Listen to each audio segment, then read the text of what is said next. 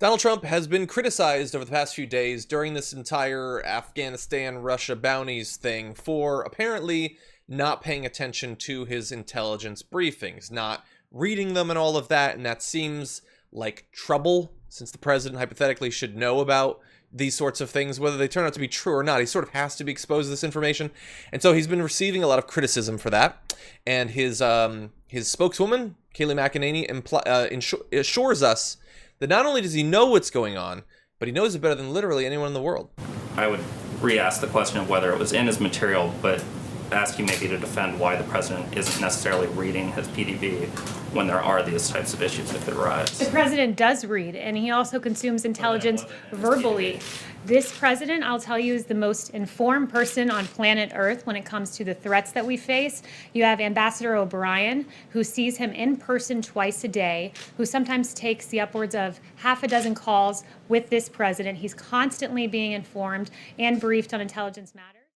That's the first time I've ever heard the term upwards of half a dozen. 5? Yeah, upwards is supposed to be for like 50, 20. Upwards of 20, not upwards of 3. So look, there's two different things there. One is the reading, and the other is how else he learns it. And she assures us he's tops on both. The issue is your whole defense in this, whether you think that this is a real story or not a real story, your whole defense was he didn't read it. So he didn't know, because we don't want you to think he knew, so he couldn't have read it. So then for you to say, no, he reads everything, he reads more than everyone, that's BS.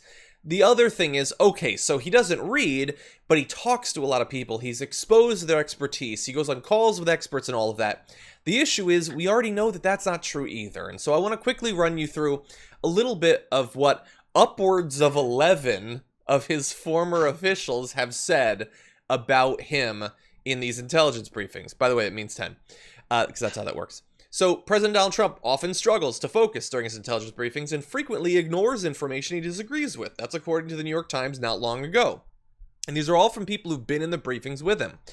So remember, back when it came to what he knew and when he knew it about coronavirus, he blamed the January 23rd intelligence briefing for not adequately warning him of the threat the virus posed, even though he was also warned by a bevy of other sources, including epidemiologists, national security officials, biodefense officials, and his own health secretary. So shades of the situation we're in right now. It was in his briefing, which he didn't read, but hypothetically he met with all these other people, but he apparently didn't listen to them either.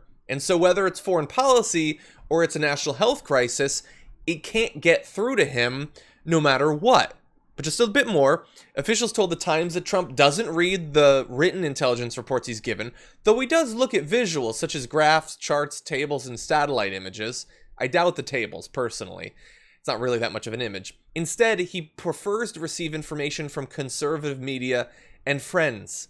But the issue is that conservative media and friends don't have access to our dozen-plus intelligence agencies. They are not sources for new information. They're sources for reassuring narratives and misinformation at best.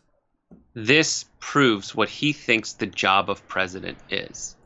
And it is not to protect the country. It is not to work in the best interests of Americans. It is to control a narrative. And it is to get reelected. It is to be the popularist kid in school. It is to make a bunch of people feel like they're the coolest. But it has nothing to do with the actual best interests of the United States. And it's proven when he does that. Mm-hmm. And it disproves what Kayleigh McEnany says. Yes, he's in a position to be the most informed person in the world. 100%. By definition, he won't be the most informed person in the world because the people giving him the intelligence have read more and are giving him a smaller amount of it than they have access to. So no, but he is supposed to be that. The only thing between him and being the most informed person in the world on these matters is his willingness to do it. And I would argue his capacity to really understand the responsibility. He can't. Yeah. He's unable. He is inept. Yeah, the idea that no, just trust us. He pays attention at all. He's super informed. Like this bounty thing. Like we're a couple of days off, as someone in the comments pointed out. The villages thing. where he's retweeting videos that he apparently isn't watching because he didn't hear one of the first things.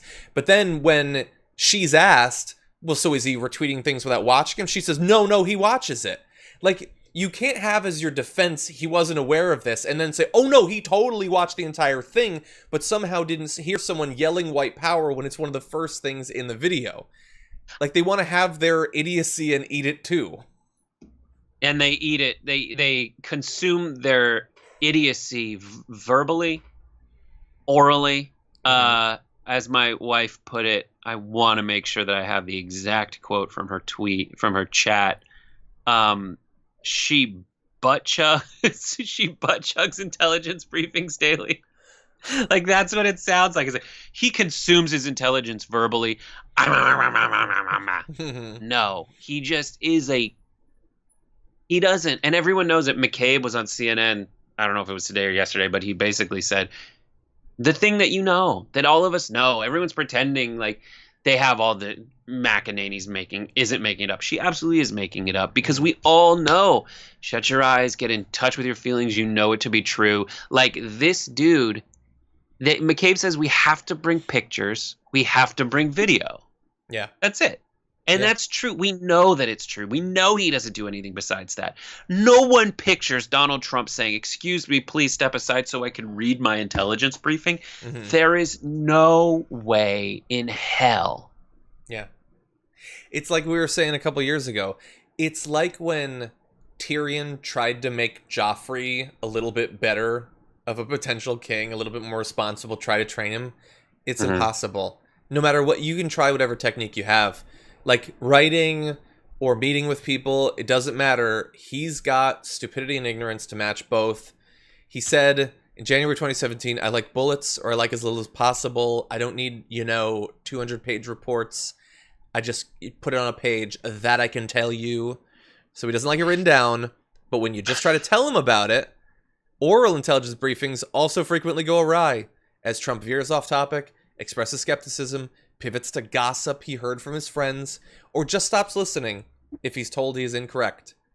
He's there to be told things he doesn't know about, and when he tries to say, no, that's not true, even though he doesn't know anything about it, if you point out, no, well, this is actually the information we gathered that you don't have access to. We have thousands of people whose sole job is to gather this information, so we just want to present it to you. He just stops listening. What a joke of a government we have. Yeah. Yeah, okay. All lives don't matter to Trump. He doesn't care. He does not care.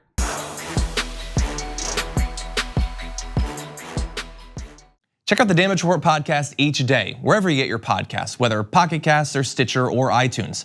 You can join me as I give you the news and stories you want, with a range of co-hosts and interview guests jumping in on the fun each day. Again, that's the Damage Report, wherever you get your podcasts. And if you get them at iTunes, don't forget to rate and review. Sometimes I'll read them live on the show.